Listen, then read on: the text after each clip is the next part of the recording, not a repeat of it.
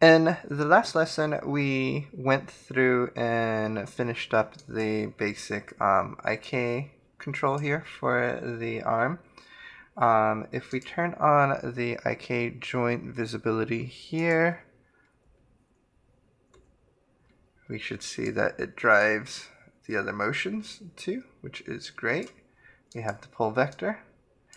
And now we are going to start working with the FK system. So if we turn on the visibility of the skeleton here, you got the whole skeleton. So right now we have the IK joints, and this isn't driving the main skeleton, but we'll do that all at the end once we finish the arm. But we need an FK system. We can duplicate the shoulder or the hand here, so that's what we're going to do. I'm going to duplicate that and then Shift P to unparent it. Then I am going to hide this skeleton now because we don't need that, and we're going to hide the IK skeleton here too. So I'm going to take this and let's turn the visibility off. So those are the two joint chains. And then this is the main joint chain. We have the controls here. Let's take the pull vector and put that into the controls there. And then I'm going to group these measure tools, and we're going to put it into a folder here that's called extra. And basically I just push Control G on the keyboard to be able to repeat, not repeat, but create a group. I created an empty group or with the selected objects, and then I could rename that group there. Alright, so I have the FK system here. Let's take the controls and turn the visibility off, and the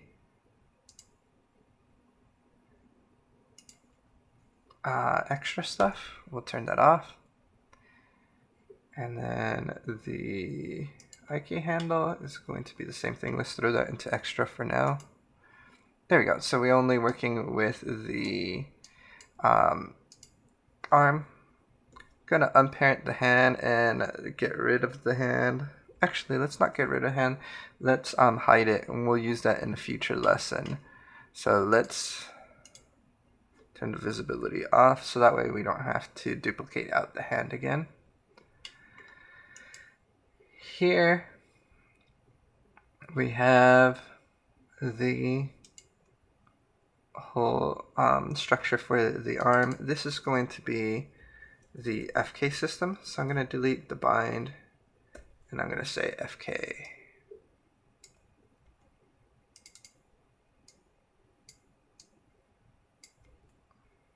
Oops, just FK, and I'll copy this,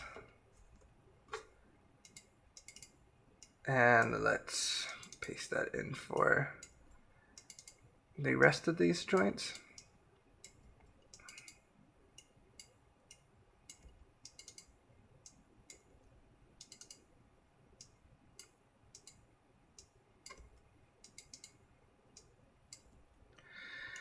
Okay, so I have all of the joints named here correctly. So we need to create controls that are going to be controlling these geometries. So we have the controls here that are on the shelf that I created. So we could use those. Typically what I use for FK controls though are the circle. So we get a circle that we can use. And then let's align it with the joint. So I'm going to select this, and we have an align tool on our shelf somewhere. line right here. Oops, I need this object to be aligned here. There we go, and that aligns our curve. It is needing to be rotated. So we can create a circle right here with a different alignment, or we have, can we do it here? Nope. Okay. So when we create a circle, we can go into the NURBS circle control right here, and we can choose the axis that it is creating it in. So let's try the x-axis, and then take that object and align it with this one. Let's select the circle, and that lines it up in the direction that I want. Let's go ahead and turn on the visibility of the geometry. So if I select this and push F8, so I'm selecting the NURBS curve, pushing F8, I can select all of the CVs, scale them up, and then we can kind of form fit it to fit the geometry the way we need it to, and we can kind of shape it also. So probably what I will do is something kind of like this for the arm, and maybe take these center points, move it out like that.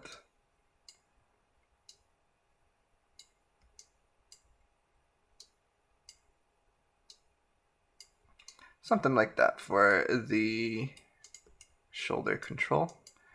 This is on the left hand side, so we'll make it blue. And again, if you need this shelf, it is on my Patreon, or it is in my courses for my students. Let me go back into F8 mode here. I do like this shape. I just want to make it a little bit more narrower, so it fits tightly around the character's body. Okay, so I have the control here, and then I'm going to duplicate this, so Control D to duplicate, and go here to the elbow, and I will align it there. Sorry, the second one, select that, shift click on the elbow, align. There we go. And then for this, I'm just going to scale it down.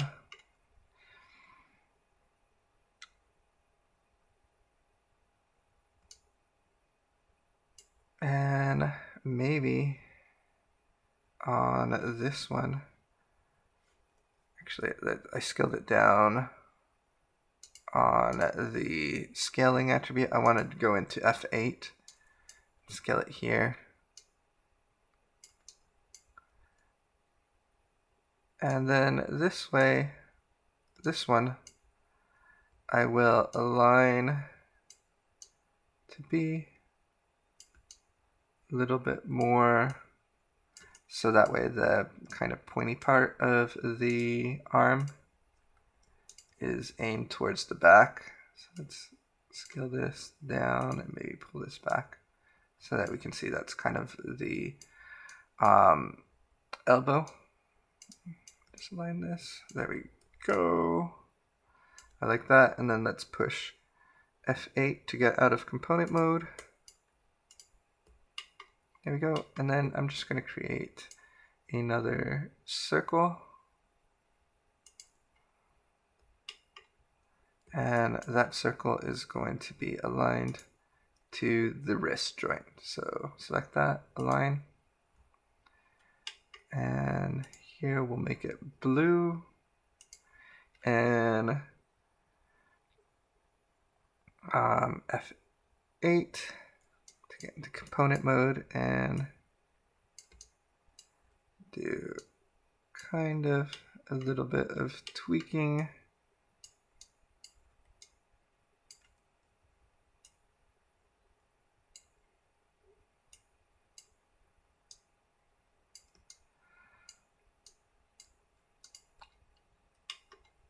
So that way it is a little bit better shaped. And push F8 again.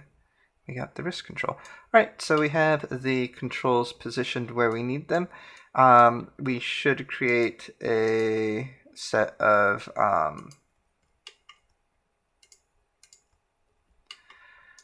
groups for each one of these. So let's name this first. This is going to be the L underscore shoulder FK underscore CTRL.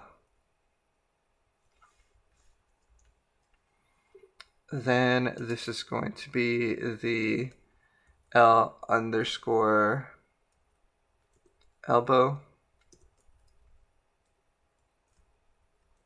FK underscore CTRL. And before I go too far, I need to remember the controls. Did I do it capital or lowercase? I did it all lowercase, so let's keep that consistent. CTRL, CTRL, and this is going to be L underscore wrist underscore, or sorry, not underscore, but FK underscore CTRL. Okay, so we have the skeleton happening here, or the naming for the controls. Okay, so now we need a set of group for this, and we have the 0 group button right here. So if we click on that, we can see what it does is basically positions a group exactly where that control is, and then we have a 0 and an offset group, and then the control itself.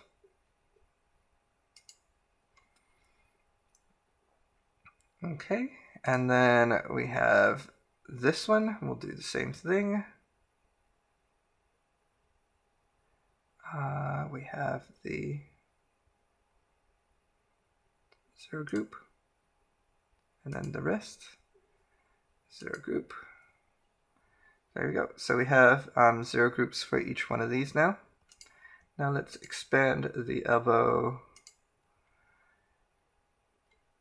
or each one of these groups. And what I'm going to do is take the 0 group of the elbow and throw it into the FK shoulder control. And expanding that again, holding shift and clicking on the plus sign. Then clicking the 0 group for the wrist and putting that in the elbow, expanding that as well.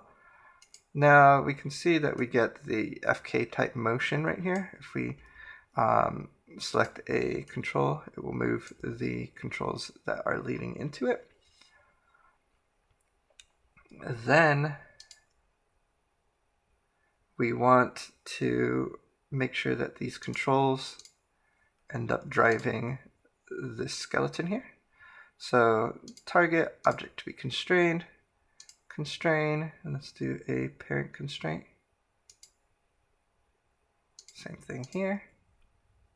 And finally with the wrist.